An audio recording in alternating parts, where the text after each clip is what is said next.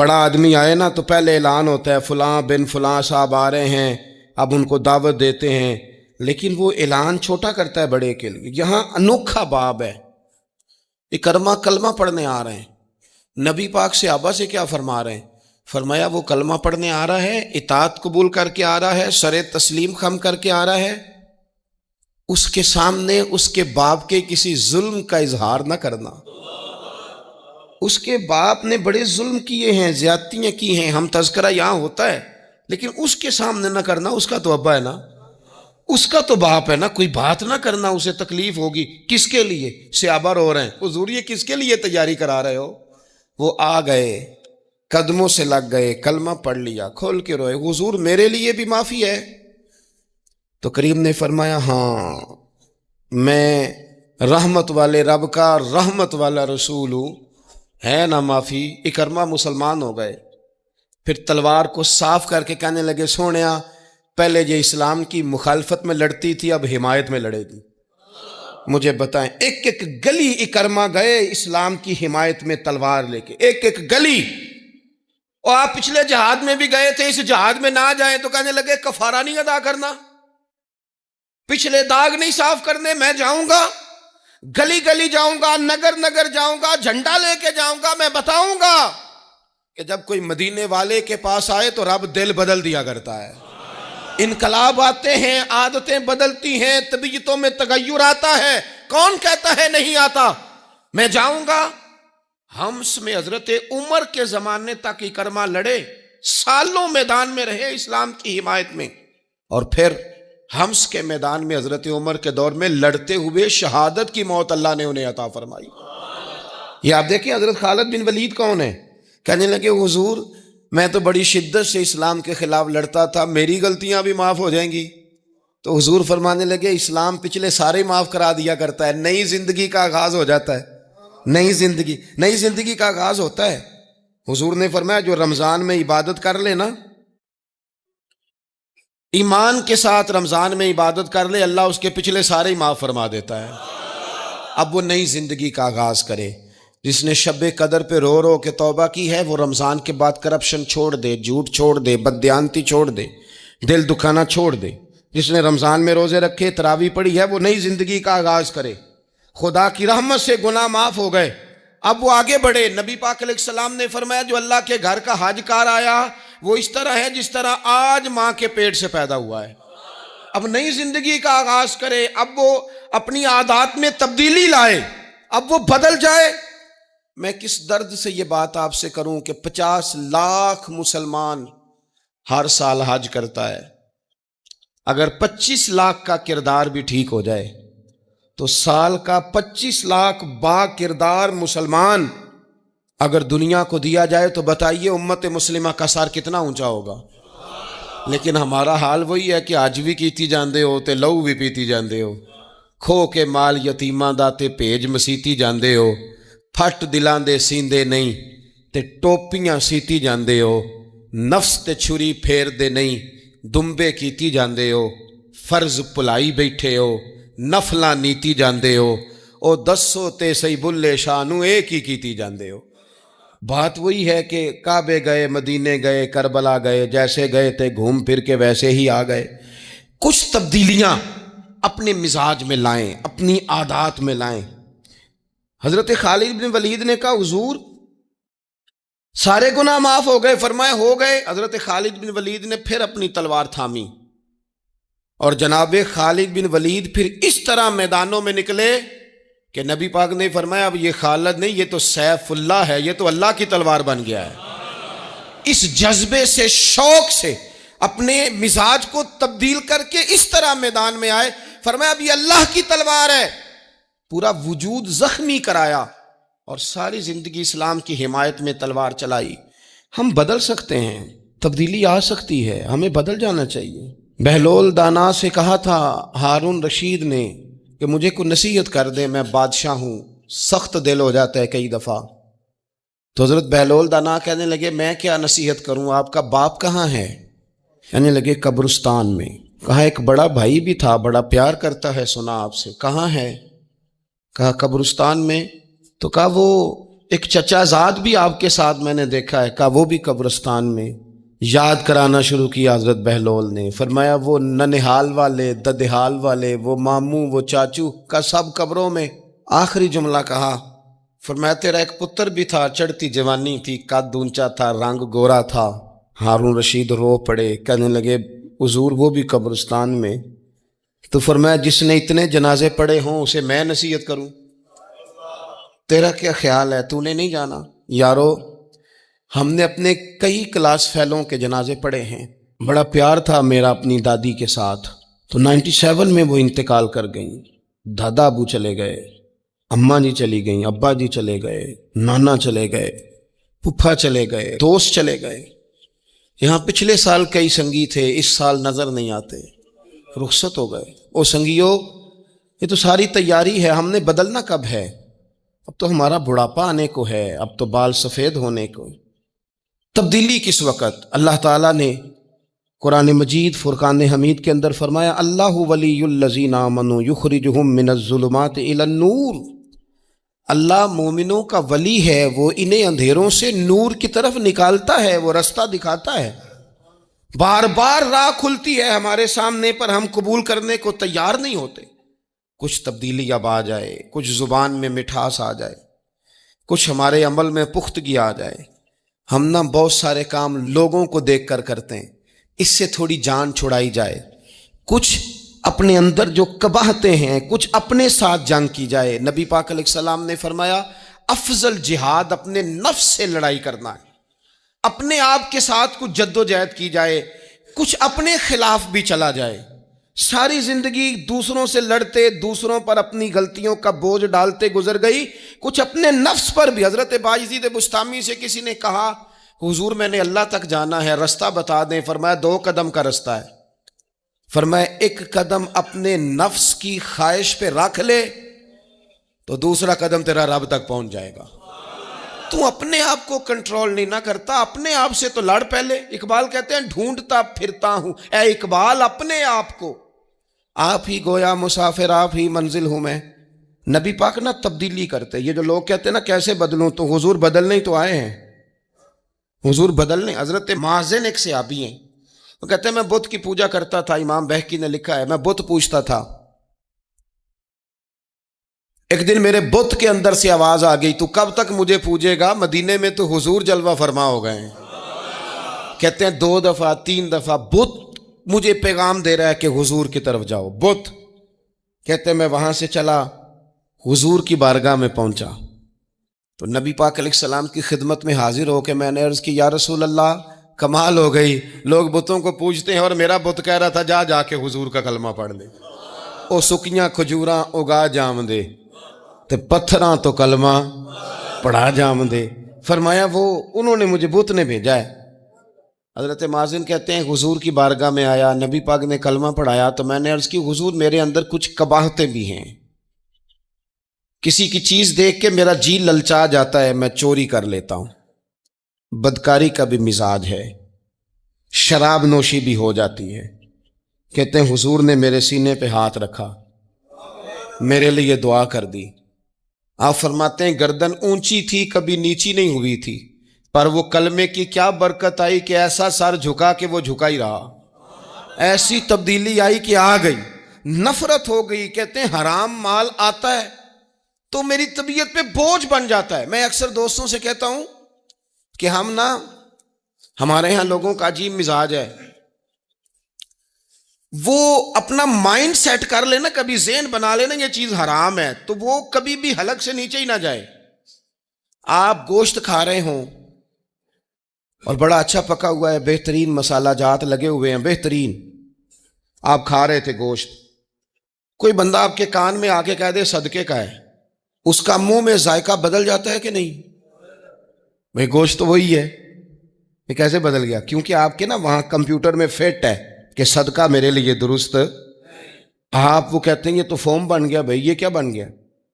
چلیں اس سے بھی آگے چلتے ہیں۔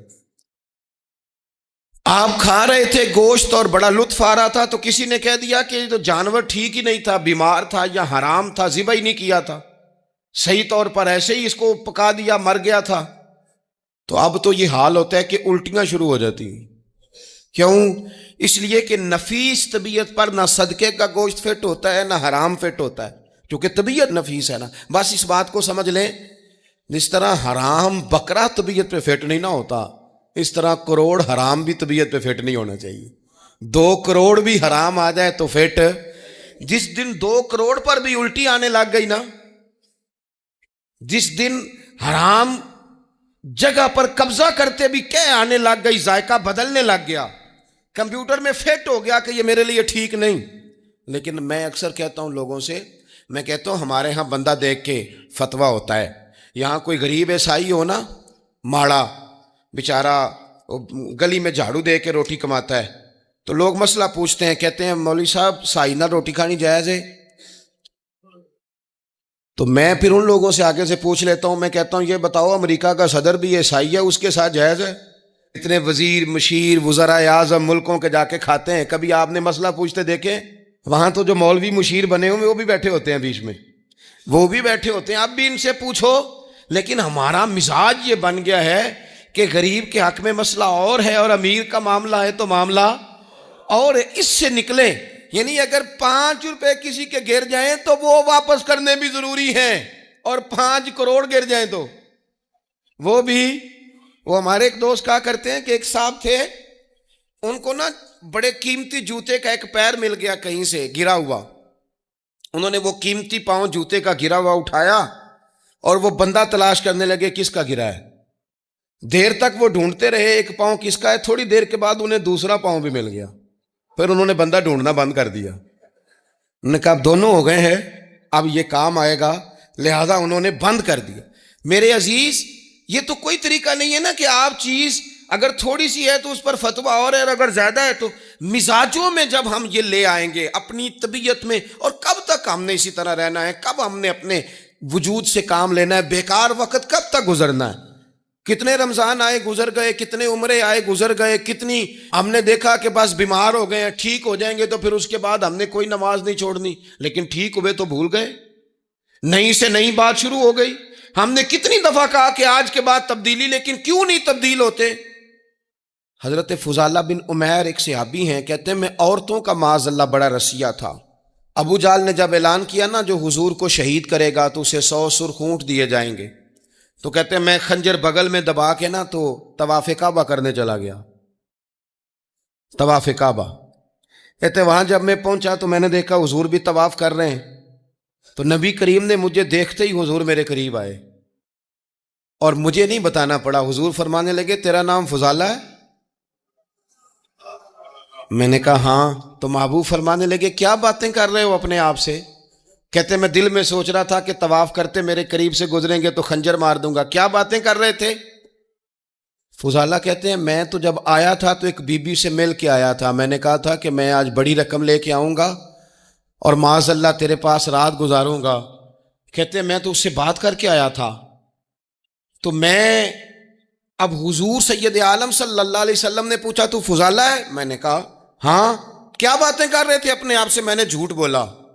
میں نے کہا جی وہ تو میں تو ذکر کر رہا تھا اپنے دل میں. کہتے حضور مسکرائے اور مسکرا کے فرمانے لگے چل چھوڑ، جس کام آیا تھا وہ کرتا کیوں نہیں؟ میں جو تیرے سامنے کھڑا ہوں تو کرنا. خیال آیا مسلمان نیک و بد پہچان جاتے ہیں، اور آقا آدمی کے دل کی باتیں جان جاتے ہیں. کرنا وہ کام. تو فضالہ کہتے ہیں کہ میں کانپ گیا، میرے ہاتھ سے وہ خنجر گر گیا. حضور نے میرے سینے پہ ہاتھ پھیرا، اس طرح پھیرا کہ زندگی میں اتنا سکون کبھی نہیں ملا، اتنی ٹھنڈک کبھی نہیں ملی، اتنا قرار کبھی نہیں آیا، اس قدر زیادہ آزمائش کبھی نہیں آئی. میں قرار محسوس کرنے لگا. کہتے ہیں حضور فرمانے لگے کیا وہ وقت نہیں آیا کہ تو کلمہ پڑھ جائے؟ کہتے ہیں میں نے فوراً کہا حضور آ گیا ہے وقت، پڑھائیں مجھے کلمہ. کہتے ہیں نبی پاک نے کلمہ پڑھا دیا، میں مسلمان ہوا. میں واپس لوٹا تو وہی عورت بن سنور کر تیار ہو کر گلی میں کھڑی تھی. عادتیں بدل جاتی ہیں.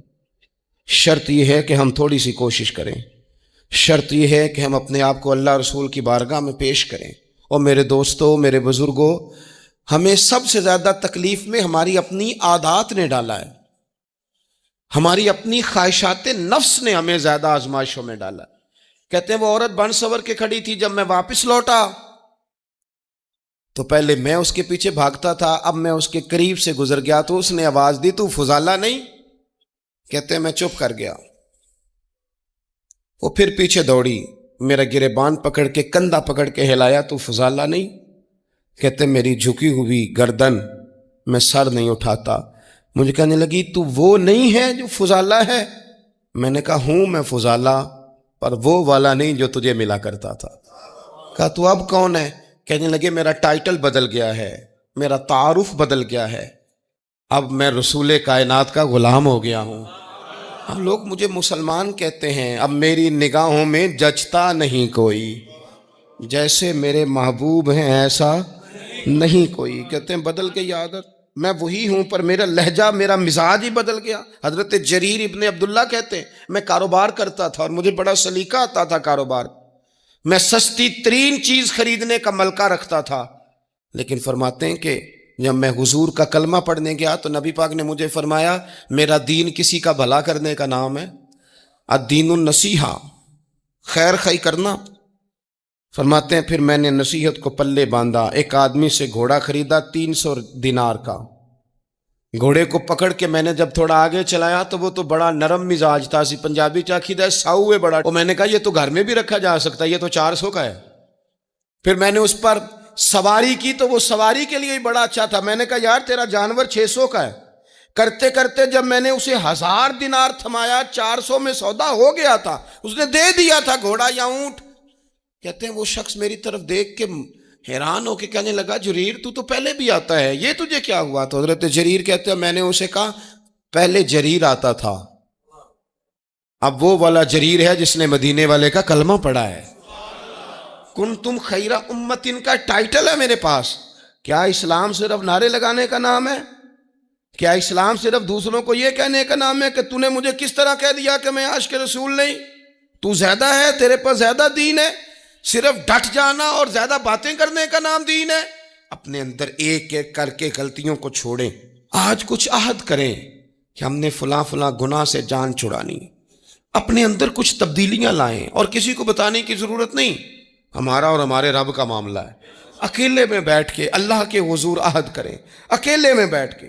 آج میں نے آپ سے خدمت میں ایک اپیل کرنی ہے، وہ یہ ہے کہ ہم نے نا آج عہد کرنا ہے کہ ہم نے جھوٹ نہیں بولنا۔ ایک دفعہ ہم نے بچے سے کہا تھا، مجبور تھے، شاید بڑے مجبور ہوں گے ہم، کسی صاحب نے نا بڑی مجبوری میں ایک دن اپنے بچے سے کہہ دیا، وہ باہر آیا تھا بندہ پیسے لینے، اس کا قرض دینا تھا، تنگ دستی تھی، مجبوری تھی، تو اس نے کہا بیٹا ادھر آ، اسے جا کے کہا ابو گھر نہیں۔ آپ نے ایک دفعہ کہا، پھر آپ ساری زندگی روئیں گے کہ پتر میرے ساتھ تو سچ بولا کرنا، لیکن وہ نہیں بولے گا۔ یہ جھوٹ اتنی بڑی مصیبت ہے۔ عورت اپنے شوہر سے کہتی ہے پیسے تھوڑے دے دیا کر، جوڑے ایک میں گزارا کر لوں گی، میرے ساتھ سچ تو بولنا، وہ سچ تو بول۔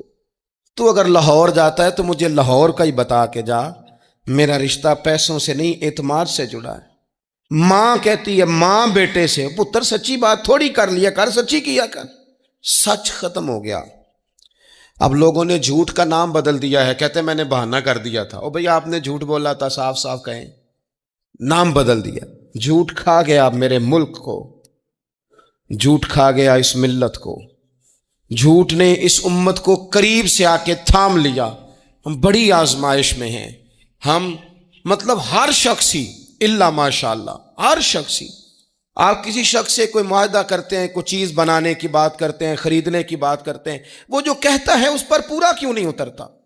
وہ غلط بات کیوں کرتا ہے؟ میرے نبی پاک علیہ السلام سے پوچھا گیا مومن بزدل ہوتا ہے؟ حضور نے فرمایا ہو جاتا ہے، کبھی یہ غلطی آ جاتی ہے۔ حضور مومن کنجوس ہوتا ہے؟ فرمایا کبھی ہو جاتا ہے۔ یا رسول اللہ مومن جھوٹا بھی ہوتا ہے؟ تو میرے رسول فرمانے لگے نہیں، میرا کلمہ پڑھنے والا ساری غلطیاں کر سکتا ہے، میرا مومن جھوٹ نہیں بولا کرتا۔ مومن جھوٹ۔ ابو سفیان کو کیسر روم نے، ہرکل نے اپنے دربار میں کھڑا کر کے کہا ابو سفیان ابھی کلمہ نہیں پڑھتے تھے، تمہارا کوئی رشتہ ہے نبی پاک سے جنہوں نے مجھے بھی خط لکھا ہے کہ مسلمان ہو جاؤ؟ کہنے لگے ہاں میں چچا ہوں رشتے میں۔ کہا وہ کیسے ہیں پیغمبر؟ تو ابو سفیان کہتے ہیں چونکہ میں مخالف تھا، میں نے وہ ساری باتیں کی جو ہم ان کے خلاف کرتے تھے۔ اس نے آخری بات پوچھی، اس نے کہا ابو سفیان یہ بتا کہ وہ جنہوں نے اعلان نبوت کیا ہے کیا کبھی انہوں نے جھوٹ بھی بولا ہے؟ تو ابو سفیان کہتے ہیں کہ 1 منٹ کے لیے میں نے کہا کہہ دوں، مخالفت تھی نا، تو پھر میں نے سوچا یہ تو عرب کی وزاداری کے خلاف ہے، عرب میں سے تو کوئی جھوٹ بولنا پسند ہی نہیں کرتا، اور پھر میں اگر حضور کو معاذ اللہ جادوگر شاعر کہوں گا تو شاید کسی کو 1 منٹ کے لیے متوجہ کر سکوں، اور نبی پاک نے جھوٹ بولا ہے، یہ تو مانے گا ہی کوئی نہیں۔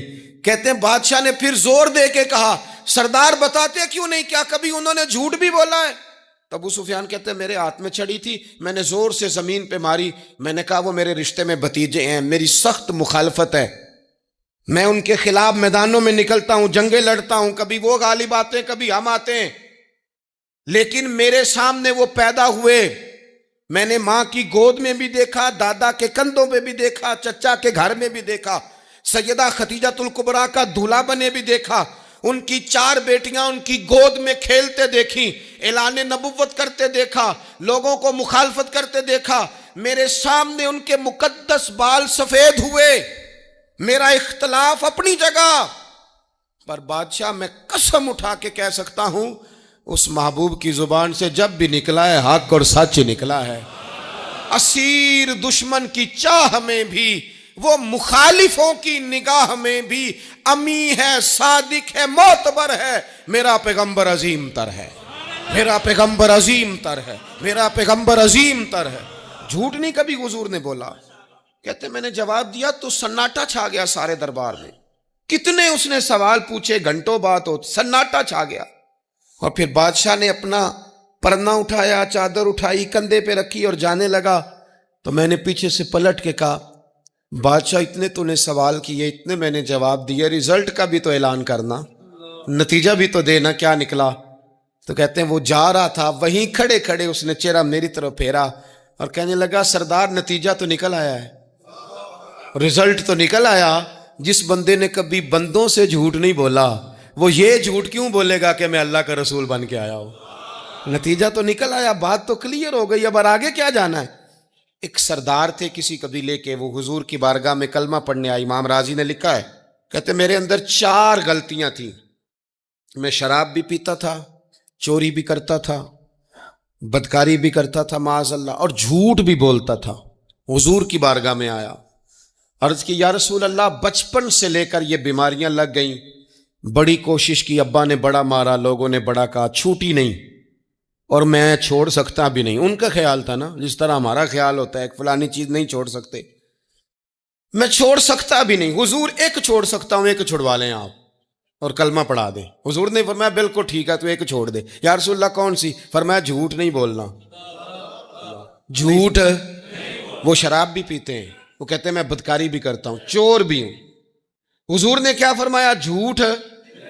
کیا ان سارے کاموں سے زیادہ سخت تھا حضور نے اس سے منع کیا؟ جھوٹ نہیں بولنا بھائی۔ کہتے ہیں سونے وعدہ ہو گیا۔ سیدھے سادے آدمی تھے، دیہاتی سردار تھے، گھر چلے گئے۔ کہتے ہیں جب وہ شراب کے قریب جانے لگا تو دل میں خیال آیا کہ حضور کے پاس شراب پی کے جاؤں گا، اگر کسی نے پوچھا کہ پی ہے تو جھوٹ تو بولنا نہیں، سچ بولوں گا تو حال کیا ہوگا بھلا؟ وہاں کیفیت کیا ہوگی کہ میں شراب پی کے یہاں آتا ہوں حضور کی بارگاہ میں، مجھ پہ تو حد لگے گی۔ کہتے ہیں لہذا شراب بھی چھوڑ دی، اٹھا کے ماری دیوار کے ساتھ۔ کہتے ہیں میں چوری کی طرف ہاتھ بڑھانے لگا تو میں نے کہا صبح اگر کسی نے پوچھا کہ میری چوری کس نے کی ہے، جھوٹ بولنا نہیں، اور اگر سچ بولا تو سوسائٹی میں عزت کیا رہے گی؟ دفع کرو، جو اللہ نے روکھا سوکھا دیا وہی ٹھیک ہے۔